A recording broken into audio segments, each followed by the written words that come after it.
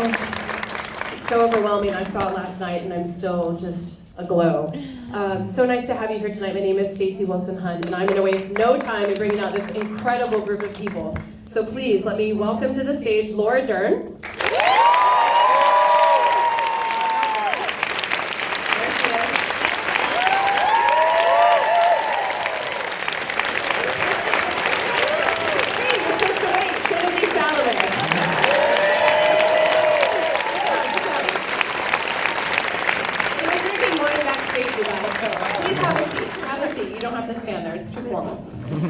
Florence Pugh, come on out.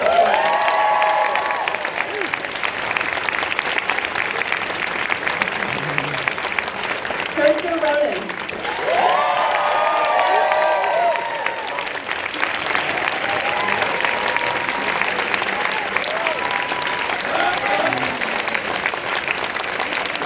Meryl Streep.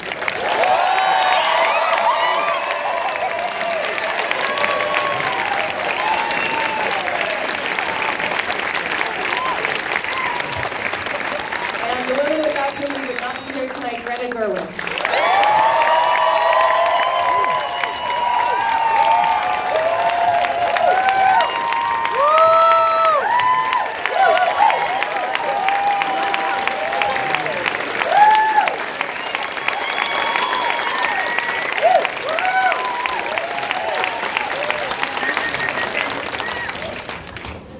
That was special, wasn't it?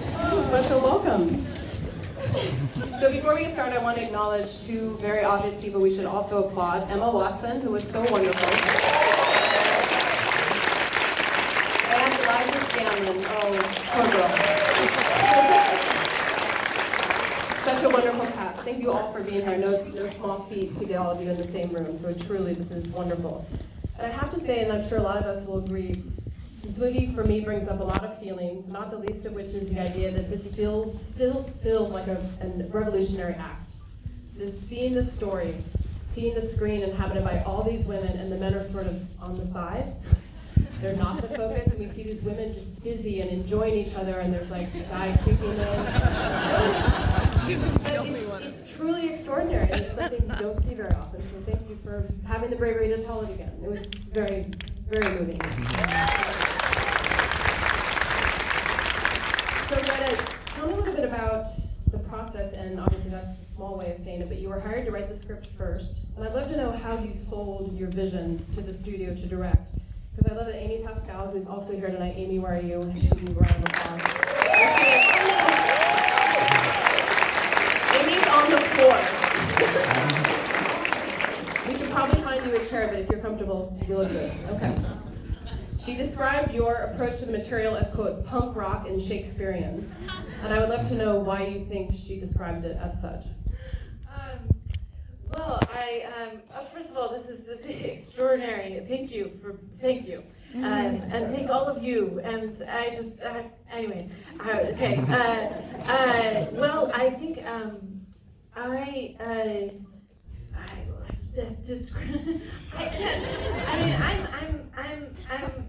don't think anyone would describe me as punk rock.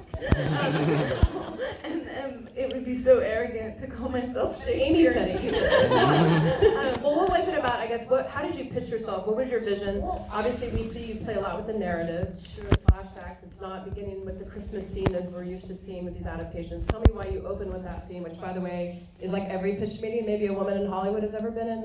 The guy saying that the woman needs to die or be married by the married man. or dead. That's how we like it. But why that scene? And tell me how that informed your directing approach too. Yeah, to me, the book, when I reread it as an adult, so much of it was about, it just seemed so clearly to me to be about money, and women and money, and women and art and money. And how do you make art if you don't have money? And how do you gain independence without money? And I mean, the first line of the book is, Christmas won't be Christmas without any presents. It's so dreadful being poor. And it's a theme that continues the whole way. And then I spent a lot of time learning about Louisa May Alcott's life and what she did as a writer, and what she did as someone who saved her family economically.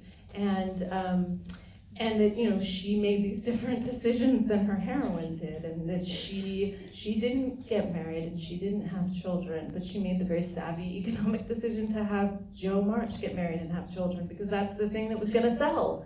And so when I went in to talk about the book, the thing I said was, you know, this is what I see this film as being about, and it feels so incredibly pressing and modern and important to tell this story of these ambitious girls who want so much more than the world is able to provide them at this moment.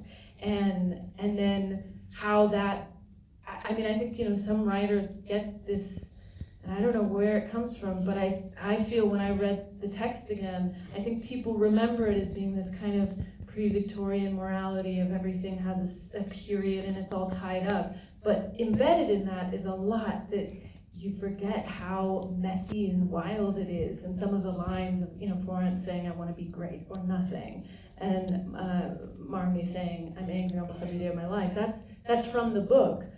And I think as young people reading it, I certainly didn't pick up on those intonations as a young person, and now it's like, wow. And they're all there. But yeah, and so anyway, and I'll just say one more thing about women and money, because I think about it a lot. I also just read the Virginia Woolf, The Room of One's Own. Everyone remembers, you know, it's like, to write you need a room of one's own. And £3,000 a year that are unattached to anything. What she said is you need a room of one's own and money. And she says intellectual freedom depends upon material things. And poetry depends upon intellectual freedom. So women haven't had a dog's chance of writing poetry.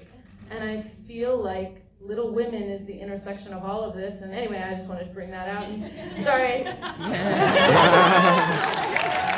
It's important, very important. And I think that theme plays very well in the I will say the pitch meeting went just about like that. Well, whatever you did worked really well. So thank you for that. Saoirse, congratulations, amazing. Another amazing. You had said that your relationship with Greta allows you to do things that you never thought you'd be able to do. And I was wondering, how did this collaboration feel different from your previous one? And how did she push you in different ways? And obviously she was pushing herself alongside of you, taking on such a large project. I mean, Tell me how it felt different from Lady Bird. I mean, I suppose the difference with this one was that we were both coming to this character for the first time. Lady Bird was such a personal thing for Greta, and I was absolutely petrified every day that I was messing it up. Not that I wasn't with Little Women, but I feel like it's a... Well, by the way, I hear a lot of actors say that they were worried every day. What worried you specifically? Because obviously you were the right person. They cast you for... What, for Lady Bird? No, for this. For Jo? Yeah. Just that I'd mess it up. And I also think, like, so many amazing people have played her in the past, and she is Louisa. And I think what was really wonderful for me about being involved in Greta's Little Women is that Louisa was so sort of infused in her character, and she, I think, she was like channeled through us, and we felt that on Lady Bird as well. We felt this character sort of like come through us, and the same thing started to happen with Jo. But I guess what was so wonderful about working with this girl with Greta at this time was that we were both in a place where we had both done a movie that neither of us had done before. Like I had never sort of ventured into something like Lady Bird before. It was Greta's first film, and we were going into this new thing really excited to just sort of keep going, and to have the structure that Greta gives you from one scene to the next is so helpful, because within that you've got so much freedom to play and to mess it up. And I think I was at a point sort of as an actor where like I had been doing it since I was 8, and I finally felt like I was ready to kind of go like, I'm gonna just like fuck this up a bit, and I'm gonna mess it up, and I'm gonna just see what happens. And I wasn't as afraid of that, and I think that was because I was with someone that I trusted so much. So yeah. Well, it's shown. Thank you so much. And Laura, our Marmee, Laura, from Amy Jellicoe to Renata Klein, you have played more than a few women who would say they're angry every day.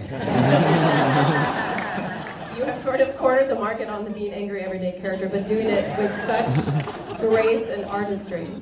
But I love this idea, and you quoted this line too, Greta. How does the way that anger manifests in Marmee reflect the era in which she lived? And how did she use that anger? It seems almost as if she used it in a productive way.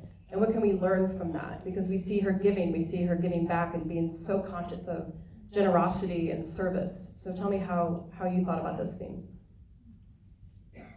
You know, thanks to Greta, it began with history. I mean, it began with the truth of allowing us to be invited into the memory of Louisa and her family. We had the privilege of filming in Concord, Massachusetts, where, you know, the memories that played out in the story that inspired Louisa's life, we were literally walking the path of their memories.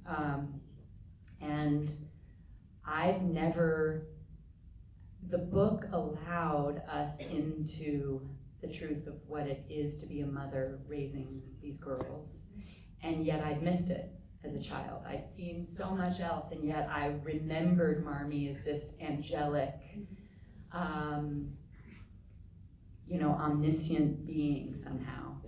And Greta broke her wide open, like she did all of these characters, and yet revealed the thing that was in the book, which was what was so extraordinary, and a level of understanding and compassion and tolerance and openness about things that are still complicated for people today. Deep empathy. And from my perspective, rereading the book through Greta's words and then back into Louisa's words, it was about everything. It was about tolerance and sexuality and race and complication and revolution and doing it without money and doing it without men in the home and what that looked like. And it was so raw and so true and so bold. And yes, punk rock, and yes, Shakespearean, and also an homage to Louisa May Alcott. I don't know how she did it, but I just got to dive into that world with these extraordinary people, and yes, be angry. There's so many ways to be angry, as we've seen, so many different versions of that. And we saw a lot of versions on screen. In each of these characters, there's an anger, but it's an anger for a purpose, it seems. Working towards something and not just for the virtue of being closed in. And poetry as understanding and really wanting to allow what you see in your children to come forward because you let them be all that they are, and instead of trying to truly raise them into something you've defined as what they're supposed to be. And that's a kind of mother I've never seen and really never really understood in the book. So Greta, I feel, truly gave us that Marmee and that relationship with the girls in a way I had not really understood, and was so lucky to be part of that. Thank you, I agree.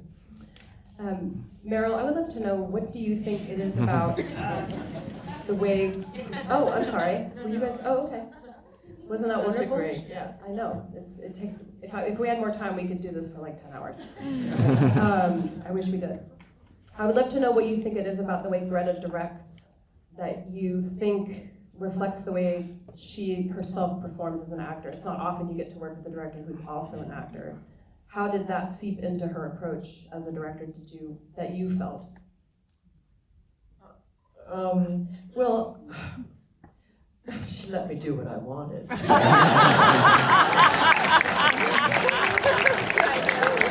Actors love that, don't they? Actors really like You really do love that. So she won me over immediately.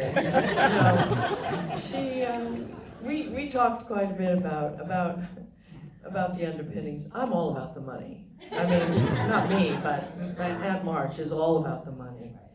And Unadulteratedly so, she's fine with it. It's all she talks about. It's how she measures value. Well, it's how the world measures value. And so she is the reality check on all the airy-fairy, highfalutin, idealistic people that populate her family. And that she basically underwrites. She underwrites their life. She makes it possible. And like many people who are thwarted in her own life, she gets her own back, she gets a revenge. And it's because women didn't have agency. I mean, at that time in the Civil War, a woman, you could get divorced, you could get a divorce, but everything, including the dress on your back, was your husband's property.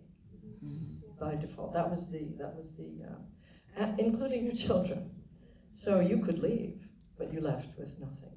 And so they had nothing. And for a woman to marry, that was the only thing they could do to support themselves. And so Aunt March is looking at these girls. What's going to happen to them? And she's picking winners,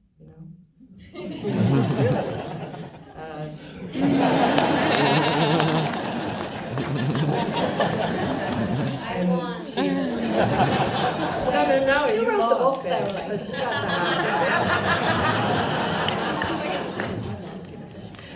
got the house. She got the house. I do want to see what happens next, though. I feel like there's a sequel brewing here at some point. Well, thank you, Meryl. That's beautiful and very on point. So Florence, speaking of, I would love to, your character is so verbose and, dare I say, a little bratty at times, and it makes her endearing, of course. But I would love to know how you helped to develop her cadence and her speaking style and her presentation, and just generally too, what sort of accent training did you receive to nail this very specific time and place, to not have it sound like this kind of faux British and sort of like, too early to mid-Atlantic accent? Like, how did you capture her sound? How did I capture her sound? I didn't go through extensive lessons. I think straight away, one of the coolest things about getting to read for this job and to meet Greta and to meet Amy was that straight away I knew, and everybody that's read the book knows, that Amy is seen as the best but the worst child, and she's a brat and she's rude and she says all the right but the wrong things. And the most amazing thing about doing this job was straight away Greta said, I don't feel like Amy had the moment to express herself as to why she felt the way that she did. And that was straight away. So everything about Amy came from the scenes that I was allowed to read early on to do the audition tapes. I had an idea of who she was in my head, and I had a way of standing, and I had a way of speaking, and I sent those tapes in, and I'm happy to say that the tapes that I sent in were pretty similar in terms of like who I was in that moment to what we did as Amy on the day. And I think that's just one of those magical moments where you see a character the same way that the directors and the creators see the character, and that doesn't always happen. And I think I was very lucky in finding myself a team that totally supported what I and what they were all thinking. And in terms of the accent, we all had an amazing dialect coach. And we would just talk to each other in the accent, not 24 hours, but I think we all had a very similar way of how we wanted them to speak. We didn't want them to be too uppity. We didn't want them to sound like they were in corsets. They wanted to be natural and real and raw, but they also had to be from that era. And I think one of the coolest things about getting on set was that the way that Greta wrote, on the page, there would be lines that were literally on top of one another. And I thought that it was a mistake. I was like, oh, Greta, she's forgot to press the space button again.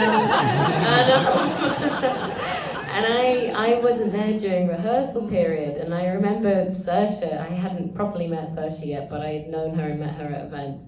And I remember Serge being like, yeah, rehearsals are pretty like intense and this is happening. And I was like, why are they so intense? And then I spoke to Greta on the phone and Greta was like, yeah, because you know, everybody's learning the lines, the way that I wrote the lines, you have to say the line when someone says the line. So when you say the, and the line underneath says and, you have to say the line the and then and at the same time. And I'm then like flicking through all the pages going, oh my God, there are 5 lines on top of one another where all of us come in on different cues. And that's what it was like every single day. So you've got all these like accents with these corsets and these modern ways and old ways of talking, and we're all talking over the top of one another, and it was so thrilling to be on set every single day.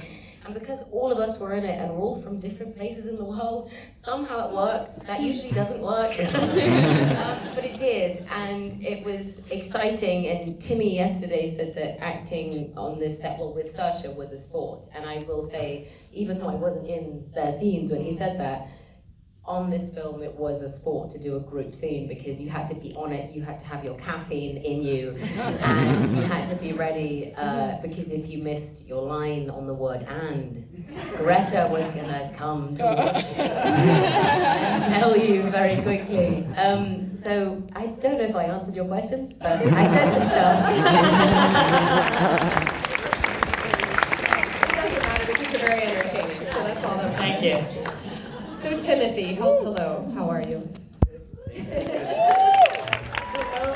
lone wolf on the stage. You're holding up very well in this. So Laurie and Joe's relationship for me is one of the most beautiful and groundbreaking, I think, ever written because of its blending of feminine and masculine norms in terms of their energy and the way they relate to each other. I hear you and Saoirse swapped clothing during filming, is this true? And tell me why, and how did that affect the way you sort of started to perceive Laurie and learn more about him? Oh, I love that question. I can't say that was our idea. I think it was Greta's idea that they'd be swapping clothing. I had a feeling, yes. And we had an amazing costume designer. I don't want to mispronounce her name, Jacqueline Duran, is that how you would say it? And that's the only experience I've ever had in a movie where I get to my trailer and I'd have maybe 3 clothing options hanging. She would kind of let us mismatch and try to find it. And if it didn't work, you know, there's an Easter egg of a scene in the movie where there's some sort of accoutrement happening on my wrist that's there half the scene and then it'll disappear. Because Greta came over to me and said, what the hell's on your wrist? You were accessorizing too much? Well, I know, yeah, I was like, me and Jacqueline were kind of like, think we could sneak this in, but then Greta caught it, and it was fucked up, it was scary. Was it an eye wash? What was it? Something You'll long? see. No. Okay, I guess we'll have to watch it again. But tell me what you learned more about Laurie that maybe you hadn't seen in previous iterations or from the book, and maybe a way, and again, using the word opened up this character in a new way for you. I don't know, this isn't a dodge when I say it's the things I learned were an absence of, and not so much that we're conscious, or that's what I love about this character is there isn't a formulation of being a modern man. There isn't a formulation, it just is. And when you're young, you kind of figure out your personality. It's like people are your mirrors, and you see yourself in the mirrors, and I think Laurie is giving these girls as much mirror as they're giving him, and an ability to figure himself out, and absent whatever our modern norms of toxic masculinity and stuff like that would be. Yeah. Thank you. Well said. Greta, I would love for you to tell us who Judith Margaret Cameron is, and I would love to know the role that she played in her work in informing the look of these characters from their hair and their costumes. Julia Margaret. Oh, excuse me, yes. Sorry.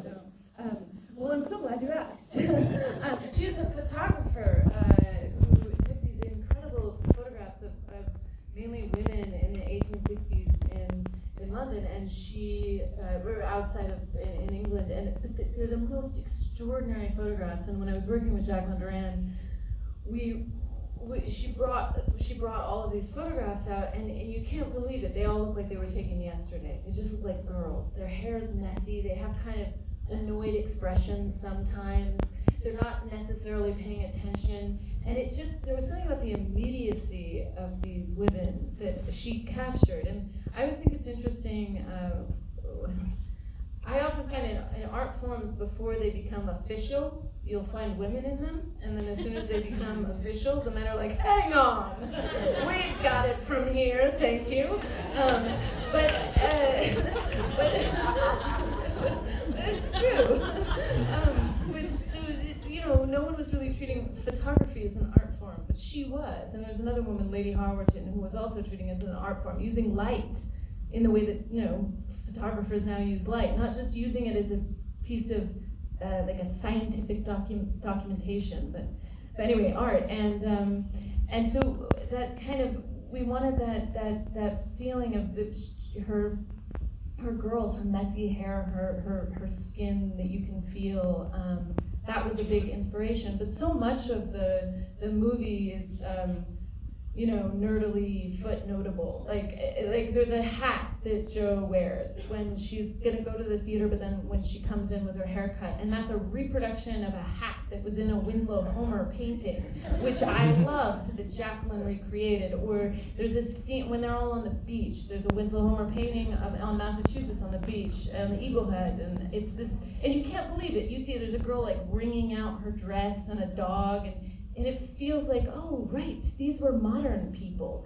And I think paintings really helped to capture that. And I just, it was such a pleasure with Jacqueline Duran and Jess Goncher, who did the production design, to really delve into the research and then bring everyone into it. And yeah, I mean, I feel like it was something that I was able to show during the rehearsal period and talk about just them as people. I mean, they were no different, and so much. I didn't want the actors to feel like they had to be nailed to the floor, and I didn't want any of the costumes to feel that way, or the lighting.